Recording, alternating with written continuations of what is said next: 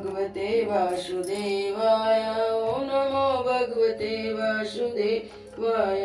ओम नमो भगवते वासुदेवाय। ओम नमो भगवते वासुदेवाय। ओम नमो भगवते वासुदेवाय। श्रीमद् भागवत महापुराण तृतीय स्कंद। विदुर जी का प्रश्न और मैत्रेय जी का सृष्टि क्रम वर्णन। सुखदेव जी कहते हैं, परम ज्ञानी मैत्रेय मुनि हरिद्वार क्षेत्र में विराजमान थे। भगवत भक्ति से शुद्ध हुए हृदय वाले विदुर जी उनके पास पहुँचे और उनके साधु स्वभाव से आप्यायित होकर उन्हें पूछा। विदुर जी ने कहा, प्रभु, संसार में सब लोग सुख के लिए कर्म करते हैं, परंतु उनसे ना तो उन्हें सुख ही मिलता और न उनका दुख ही दूर होता है, बल्कि उससे भी उनके अधिक दुख की वृद्धि होती है। अतः इस विषय में क्या करना उचित है, यह आप मुझे कृपा करके बतलाइए। जो लोग दुर्भाग्यवश भगवान श्री कृष्ण विमुख अधर्म परायण अत्यंत दुखी हैं, उन पर कृपा करने के लिए आप जैसे भाग्यशाली भगवत भक्त संसार में विचरा करते हैं। साधु शिरोमणि, आप मुझे उस शांति प्रद साधन का उपदेश दीजिए जिसके अनुसार आराधना करने से भगवान अपने भक्तों के भक्ति पूत हृदय में आकर विराजमान हो जाते हैं और अपने स्वरूप का अप्रोच अनुभव कराने वाला सनातन ज्ञान प्रदान करते हैं। त्रिलोक की नियंता और परम स्वतंत्र श्री हरि अवतार लेकर जो लीलाएं करते हैं और जिस प्रकार कर्ता होकर भी उन्होंने कल्प के आरंभ में इस सृष्टि की रचना की, जिस प्रकार से स्थापित करके वे जगत के जीवों की जीविका का विधान करते हैं, फिर जिस प्रकार इसे अपने हृदय आकाश में लीन कर वृत्ति सुनो योग माया का आश्रय लेकर शयन करते हैं, और जिस प्रकार वे योगेश्वर प्रभु एक होने पर भी इस ब्रह्मांड में अंतर्यामी रूप से अनुप्रविष्ट होकर अनेक रूपों में प्रकट होते हैं, यह सब रहस्य आप हमें समझाइए। ब्राह्मण गौ और देवताओं के कल्याण के लिए जो अनेकों अवतार धारण करके लीला से ही नाना प्रकार के दिव्य कर्म करते हैं, वे भी हमें सुनाइए। यशस्वी के मुकुटमणि श्री हरि के लीला अमृत का पान करते करते हमारा मन तृप्त नहीं होता। हमें यह भी सुनाइए कि उन समस्त लोकपतियों के स्वामी श्री हरि ने इन लोकों और लोकपालों और लोकालोक पर्वत से बाहर के भागों को, जिनमें ये सब प्रकार के प्राणियों के अधिकानुसार भिन्न भिन्न वेद प्रतीत हो रहे हैं, किन तत्वों से रचा है।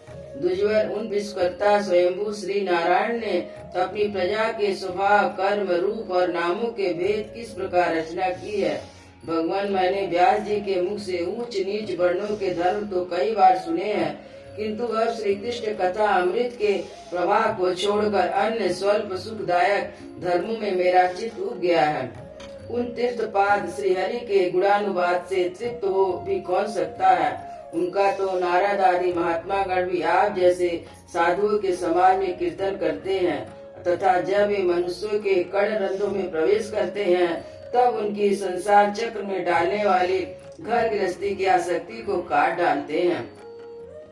भगवान, आपके सखा मुनिवर कृष्ण द्वापर ने भी भगवान के गुणों का वर्णन करने की इच्छा से ही महाभारत रचा है।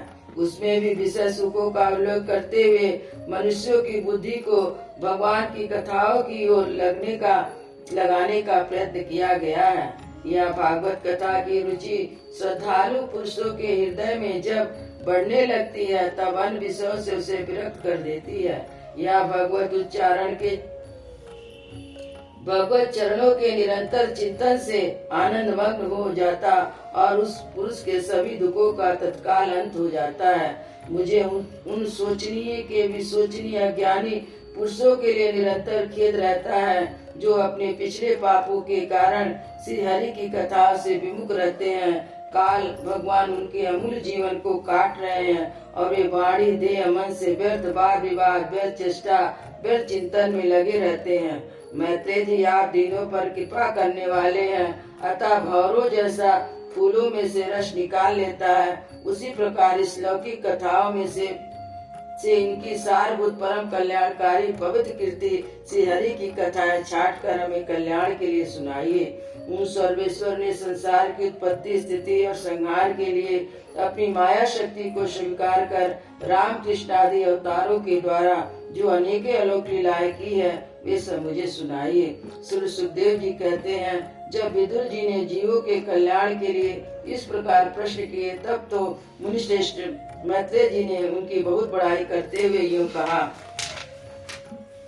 श्री मैत्रेय जी बोले, साधु स्वभाव विदुर जी, आपने सब जीवों पर अत्यंत अनुराग करके यह बड़ी बात अच्छी पूछी है। आपका चित्त तो सर्वदा श्री भगवान में ही लगा रहता है, तथापि इससे संसार में भी आपको बहुत सुयश फैलेगा। आप श्री व्यास जी के औरस पुत्र हैं, इसलिए आपके लिए कोई बड़ी बात नहीं है। आप अन्य भाव से सर्वेश्वर श्री हरि के आश्रित हो गए हैं। आप प्रजा को दंड देने वाले यमी हैं। मांडव ऋषि का साथ होने के कारण आपने व्यास जी के वीर से उनके भाई विचित्र वीर की भोग पत्नी दासी के गर्भ से जन्म लिया है। आप सर्वदा ही भगवान और उनके भक्तों का अत्यंत प्रिय हैं, इसलिए भगवान निज धाम पधारते इस समय मुझे आपको ज्ञानोपदेश करने की आज्ञा दे गए हैं। इसलिए अब मैं जगत की उत्पत्ति, स्थिति और लय के लिए योग माया द्वारा विस्तारित हुई भगवान की विभिन्न लीलाओं का क्रमशः वर्णन करता हूँ। सृष्टि रचना के पूर्व समस्त आत्माओं के आत्मा एक पूर्ण परमात्मा ही थे, न दृष्टा था न दृष्ट था। सृष्टि काल में अनेक व्यक्तियों के भेद में जो अनेकता दिखाई पड़ती है वह भी वही थे, क्योंकि उनकी इच्छा अकेले रहने की थी। वे दृष्टा होकर देखने लगे, परंतु उन्हें दृश्य दिखाई नहीं पड़ा, क्योंकि उस समय वे अद्वितीय रूप में प्रकाशित हो रहे थे। ऐसी अवस्था में अपने को असत समान समझने लगे, परंतु ये असत नहीं थे, क्योंकि उनकी शक्तियाँ सोई थी, उनके ज्ञान का लोप नहीं हुआ था। यह दृष्टा दृश्य का अनुसंधान करने वाले की शक्ति ही कार्य कारण रूप माया है। महाभाग विदुर जी, इस भाव रूप अनिवार्य माया के द्वारा ही भगवान ने इस विश्व का निर्माण किया है। काल शक्ति से जब यह त्रिगुणमयी माया क्षोभ को प्राप्त हुई, तब उस इंद्रियतीता चिन्मय परमात्मा ने अपने अंश पुरुष रूप से उसमें चिदाभास रूप बीज स्थापित किया। उस काल की प्रेरणा से अव्यक्त माया से महत् तत्व प्रकट हुआ और मिथ्या अज्ञान का नाश होने के कारण विज्ञान स्वरूप अपने सूक्ष्म रूप से स्थित प्रपंच की अभिव्यक्ति करने वाला था। फिर चिदाभास, गुड़ा और काल के अधीन उस महत् तत्व ने भगवान की दृष्टि पड़ने पर विश्व रचना के लिए उसने अपना रूपांतर किया। महत् तत्व के विकृत होने पर अहंकार की उत्पत्ति हुई, जो कार्य अधिभूत कारण, अध्यात्म और कर्ता अधिदेव रूप होने का कारण भूत, इंद्रिय और मन का कारण है। अहंकार वैकारिक, सात्विक, तेजस, राजस और तामस भेद से तीनों प्रकार का है। अतः अहम तत्व में विकार होने पर वैकारिक अहंकार से मन और जिनसे विषयों का ज्ञान होता है और इंद्रियों के अधिष्ठाता देवता हुए। तेजस अहंकार से ज्ञान इंद्रिया और कर्म इंद्रिया तथा तामस अहंकार से सूक्ष्म भूतों का कारण शब्द तन मात्र हुआ, और उससे दृष्टात्म रूप से आत्मा का बोध कराने वाला आकाश उत्पन्न हुआ। भगवान की दृष्टि जब आकाश पर पड़ी, तब उससे फिर काल, माया और चिदाभास के योग से स्पर्श तन मात्रा हुआ, और उसके विकृत होने पर उसकी वायु की उत्पत्ति हुई। अत्यंत बलवान वायु ने आकाश के सहित विकृत होकर रूप तन मात्रा की रचना की। उससे संसार का प्रकाशक तेज उत्पन्न हुआ। फिर परमात्मा के दृष्टि पड़ने पर वायु तेज ने काल, माया और चिदंश के योग से विकृत होकर रस तन मात्र के कार्य जल को उत्पन्न किया। तदंतर तेज से युक्त जल ने ब्रह्म का दृष्टिपात होने पर काल, माया और चिदंश के योग से गंध गुणमयी पृथ्वी की उत्पन्न किया। विदुर जी, इस प्रकार आकाश आदि भूतों में जो जो भूत पीछे पीछे उत्पन्न हुए, उनमें क्रमशः अपने पूर्व भूतों के गुण भी अनुगत समझने चाहिए। ये महत्त्व के अभिमानी विकार, विक्षेप और चेतना विशिष्ट देवता भी भगवान के ही अंश है। किंतु पृथक पृथक होने के कारण जब वे विश्व रचना रूप अपने कार्य में सफल नहीं हुए, तब हाथ जोड़कर भगवान से कहने लगे। देवताओं ने कहा, हम आपके चरण कमलों की वंदना करते हैं। ये अपनी शरण में आए हुए जीवों को ताप दूर करने के लिए छत्र के समान है। इनका आश्रय लेने से यदि जलंत संसार दुख को सुगमता से दूर फेंक देते हैं। जगत कर्ता जगदीश्वर इस संसार में ताप से व्याकुल रहने के कारण जीवों को जरा भी शांति नहीं मिलती। इसलिए भगवान, हम आपके चरणों की ज्ञान मय छाया का आश्रय लेते हैं। मुनिजन एकांत स्थान में रहकर आपके मुख कमल का आश्रय लेने वाले वेद मंत्र रूपी पक्षियों द्वारा आपका अनुसंधान करते रहते हैं तथा जो संपूर्ण पाप नाशनी नदियों में से श्री गंगा जी के उद्गम स्थान है, आपके उन परम पावन पाद पद्मों का हम आश्रय लेते हैं। हम आपके चरण कमलों की उस चौकी का आश्रय ग्रहण करते हैं जिससे भक्त जन श्रद्धा और श्रवण कीर्तन आदि रूप से भक्ति से परिमार्जित अंतकरण में धारण करके वैराग्य पुष्ट ज्ञान द्वारा परम धीर हो जाते हैं। ईसा संसार की उत्पत्ति स्थिति संहार के लिए अवतार लेते हैं, अतः हम सब आपके उन चरण कमलों की शरण लेते हैं जो अपना स्मरण करने वाले भक्त जनों को अभय कर देते हैं। जिन पुरुषों का देह गेह तथा उनसे संबंध रखने वाले अन्य तुच्छ पदार्थों में अहमता ममता का दृढ़ दुराग्रह है, उनके शरीर में आपके अंतर्यामी रूप से रहने पर भी जो अत्यंत दूर है, उन्हीं के आपके चरण कमलों को हम भजते हैं। परंतु यशस्वी परमेश्वर ईश्वर के इंद्रियों के विषय विमुख के रहने के कारण जिनका मन सर्वदा बाहर ही भटकता रहता है, वे पामर लोग आपके विलासपूर्ण पाद विन्यास की शोभा के विशेषक भक्त जनों का दर्शन नहीं कर पाते। इसी से वे आपके चरणों से दूर रहते हैं।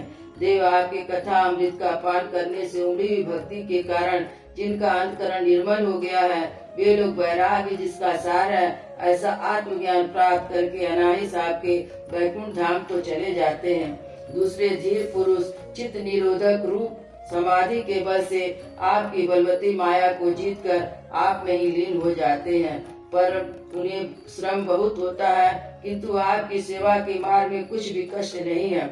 आदिदेव, आपने सृष्टि रचना से की इच्छा से हमें त्रिगुण में रचा है, इसलिए भिन्न भिन्न स्वभाव वाले होने के कारण हम आप में मिल नहीं पाते। इसी से आपकी क्रीड़ा के साधन रूप ब्रह्मांड की रचना करके उसे आपको समर्पित करने में असमर्थ हो रहे हैं। अतः जन्म रहित भगवान, जिससे हम ब्रह्मांड रचकर आपको सब प्रकार के भोग समय पर समर्पित कर सके, जहाँ स्थिति होकर हम भी अपनी योग्यता के अनुसार अन्न ग्रहण कर सके तथा वे सब जीव भी सब प्रकार के विघ्न बाधाओं से दूर रहकर हम और आप दोनों को भोग समर्पित करते हुए अपना अपना अन्न भक्षण